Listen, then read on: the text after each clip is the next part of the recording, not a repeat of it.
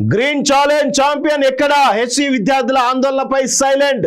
పర్యావరణం దెబ్బతింటుందన్న బీఆర్ఎస్ స్పందించని మాజీ MP Joginipalli Santosh. Publicity stunt master పాత్రకే పరిమితమా? జిల్లాలో కమిటీలతో సొంత సైన్యం ఏర్పాటు. సోషల్ మీడియాలో నెగిటివ్ సెటైర్లతో కార్నర్ అంటూ చూస్తా ఉన్నాం. సో మొత్తానికైతే మన ప్రకృతి ప్రేమికుడు వృక్షరాజ్ green challenge champion Joginipalli Santosh Rao ఇంత వివాదం జరుగుతూ ఉంటే ఒక రాజ్యసభ ఎంపీగా కూడా ఉన్నాడు. మరి ఆయన ఒపీనియన్ ఏందో ఇంతవరకు బయటికి చెప్పట్లేదు.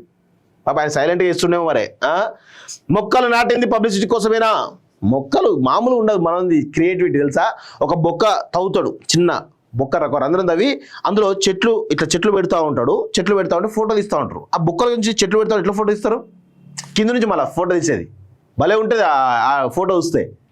అట్లాంటి డెడికేటెడ్ పర్సన్ మన సంతోష్ అన్న వృక్షరాజ్. ప్రతి వర్షాకాలంలో సంతోష్ కుమార్ ఒక మొక్క నాటి ఒక సినీ హీరోకు, ఒక వ్యాపారవేత్తకు లేదా జనాధారణ ఉన్న ఏ రంగానికి చెందిన వ్యక్తికైనా ఛాలెంజ్ విసురుతున్నారు. ఆ తర్వాత వారు ఒక మొక్క నాటి మరొకరికి ఛాలెంజ్ విసురుతారు.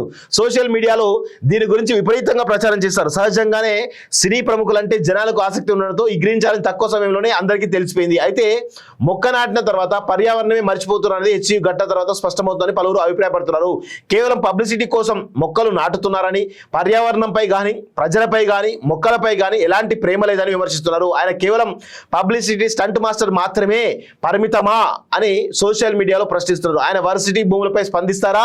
నెటిజన్లు చేసే విమర్శలకు జవాబిస్తారా? ఏం చేస్తారా అనేది ఇప్పుడు హాట్ టాపిక్ గా మారింది అంటూ చూస్తా ఉన్నాం. సో మనోడు అసలు విషయం ఏంటంటే తనకు పద్మశ్రీయో పద్మ విభూషణ్ కోసమో బాగా ట్రై చేస్తారు. దానికోసమే ఈ మొక్కలు నాటి ఏది మన ఖమ్మంలో ఉంటాడు పద్మశ్రీ, ఆయనలాగా నేను కూడా ఒక వృక్షరాజు లాగా చెట్లను పెంచేసి పర్యావరణ పరిరక్షించినట్టు ఒక వెత్తగా మొత్తానికైతే గుర్తింపు తెచ్చుకున్న తద్వారా పద్మశ్రీ పొందాలన్నటువంటి ఒక ఆలోచనతోటి ఇది స్టార్ట్ చేసింది తప్ప ఎక్కడ కూడా ప్రకృతి పైన ప్రేమ లేదు, పర్యావరణం పైన ప్రేమ లేదు, చెట్ల పైన ప్రేమ లేదు, మొక్కల పైన ప్రేమ లేదు, ఏదీ లేదు ఆయనకి.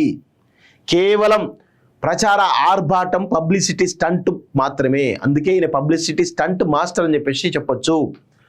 హెచ్సి దగ్గర ప్రభుత్వం చేపట్టిన చెట్ల తొలగింపు చర్యల వల్ల పర్యావరణానికి హాని కలిగే అవకాశం ఉంది.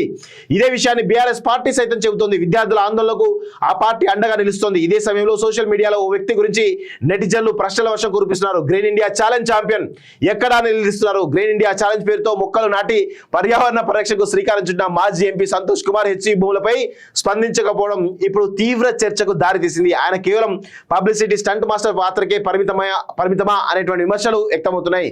10 రోజులు కాదు ఆయన మౌనముని. ఆయన ఏం మాట్లాడతాడు? ఏమైనా మాట్లాడతాడా? ఎప్పుడన్నా మాట్లాడండి? ఆయన ఏం మాట్లాడు? ఆయన అంతా సైలెంట్ కిల్లర్. మామూలు సైలెంట్ కిల్లర్ కాదు ఆయన, మామూలుగా ఉండదు అనేది.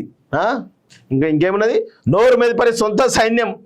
అయ్యో, పర్యావరణ పరీక్ష బీఆర్ఎస్ ఆందోళన చేస్తుంటే మనోడు ఎక్కడికో పారిపోయి మరి ఎక్కడున్నాడో తెలియదు కానీ మొత్తానికైతే సైలెంట్గా ఉన్నాడు ఈ వృక్షరాజు, పర్యావరణ ప్రేమికుడు, stunt master, publicity stunt master అంటూ చూస్తాం.